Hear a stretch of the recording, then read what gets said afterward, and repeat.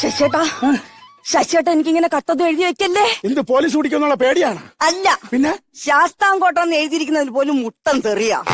നാട്ടുകാർ ഈ കത്തൊക്കെ കണ്ടാലേ നമ്മൾ തമ്മിൽ എന്നും വഴക്കാണെന്ന് പറയും ചേട്ടാ. തന്നെ പിന്നല്ലാതെ ചേട്ടാ, ഇത്രയും നാളും നിങ്ങൾ എവിടെയായിരുന്നു ചേട്ടോ? പോലീസിനെ പേടിച്ച് ഞാൻ കുളിക്കടവിന് സൈഡിലുള്ള ആൽമരത്തിന്റെ മുകളിൽ ആഹാരം കഴിക്കാതെ ഒളിച്ചിരിക്കുകയായിരുന്നു. ഉണ്ട് നിറഞ്ഞില്ലെങ്കിലും കണ്ടു നിറയുന്നുണ്ടല്ലോ.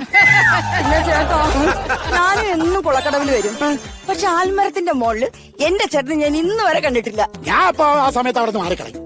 ചേട്ടാ ശ്യാമളെ, നിനക്ക് എന്റെ സ്വഭാവം അറിയാല്. ഒരിക്കൽ കണ്ട സിനിമ ഞാൻ വീണ്ടും വീണ്ടും കാണാൻ ഇഷ്ടപ്പെടുന്നില്ല.